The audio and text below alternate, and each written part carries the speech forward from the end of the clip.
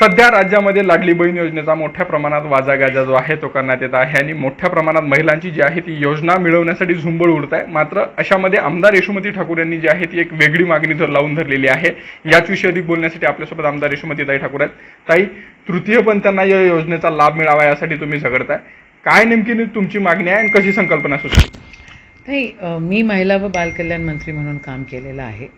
महिला धोरण जे आहे ते आता जे त्यांनी डिक्लेअर केलं त्याच्यातलं 75% धोरण ज्या ठिकाणी मी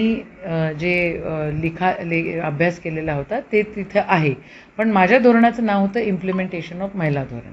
आणि त्याच वेळेला माझी अशी मागणी होती की ज्या वेळेला तुम्ही महिला धोरण करताय त्यावेळेला तुम्ही तृतीयपंथींचं पण धोरण केलं पाहिजे, ते डिक्लेअर केलं पाहिजे, ते सभागृहात ठेवलं पाहिजे, आमच्यापर्यंत ते आलं पाहिजे। तर ते महिला धोरण सभागृहामध्ये डिक्लेअर झालं नाही, आमच्यापर्यंत ते आलं नाही। आता तुम्ही महिलांना का सक्षम करण्याचा प्रयत्न करतायत, कारण त्या कुठेतरी समाजामध्ये त्यांच्याकडे दुर्लक्ष झालेलं आहे म्हणून। तर तृतीयपंथी हे समाजामध्ये निग्लेक्टेडच आहे, त्यांच्याकडे खूप मोठ्या प्रमाणामध्ये त्यांच्याकडे दुर्लक्ष झालेलं आहे।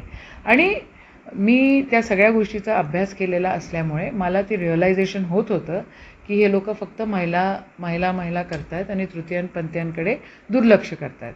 ज्यावेळेला पहिलं महिला धोरण आणि दुसरं महिला धोरण झालं, ज्यावेळेला आमच्या वर्षाताई महिला व बालकल्याण मंत्री होत्या, त्यावेळेला तृतीयपंथींचा भाग हा महिला धोरणामध्येच येत होता।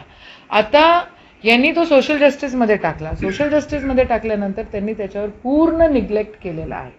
आणि म्हणून माझी मागणी त्या ठिकाणी होती की महिलाचं जे धोरण आहे त्या धोरणासोबत तृतीयपंथींचं धोरण डिक्लेअर व्हायला पाहिजे। आणि लाडकी बहीण योजना जसं तुम्ही तिथे केली, ती तृतीयपंथींचं तिथे एखादा कॉलम असावा ना की तुम्ही तुमचं काय कोणत्या याच्यामध्ये आहात, तुम्ही तृतीयपंथी असाल तरी पण तुम्हाला ते मिळेल, हे असं काहीतरी एखादा कॉलम टाकून सोपं आहे ते।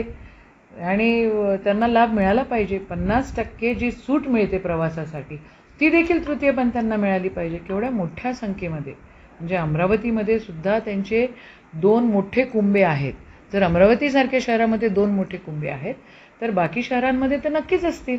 तर मग त्यांना त्याचा लाभ मिळावा, त्यांना सोयीसुविधा उपलब्ध व्हावा आणि त्यांचंही राहणीमान वाढावं असा एक अट्टहास आहे आणि तो झाला पाहिजे। ह्याच्यासाठी आम्ही लढा देऊ। आता जर पाहिलं तुम्ही सभागृहामध्ये याविषयी बोललेले आहात, परंतु या तुमच्या मागणीकडे सरकार गांभीर्यानं लक्ष देत नाही असं दिसतंय। याच्यासाठी तुमचा पुढचा लढा काय असणार आहे? आणि सरकारला लक्ष द्यावं लागेल। आता तर सरकार तर इलेक्शन मोडमध्ये गेलेली आहे। त्यांना ती महिला धोरण डिक्लेअर केल्यानंतर त्याच्या इम्प्लिमेंटेशनकडे त्याचं लक्षच नाही आहे। नुसतं इलेक्शनमध्ये काय गोंधळ घालायचा त्याच्या अनुषंगानं फक्त खूप बवाल सुरू आहे, खूप गोंधळ सुरू आहे। पण आम्ही याच्यामध्ये सातत्य ठेवणार आहोत आणि आम्ही नक्कीच त्याच्यामध्ये ते इम्प्लिमेंट झाला पाहिजे याच्यासाठी अट्टहास करून आम्ही जे काय करायचं ते करू। नक्कीच आम्ही याच्यामध्ये अट्टहास धरून जे काही करायचं ते करू, अशी प्रतिक्रिया आमदार यशोमती ठाकूर यांनी दिली आहे। जर्नलिस्ट सागर ताडेस्वामी, अनिरुद्ध दवाडे, झी मीडिया, अमरावती।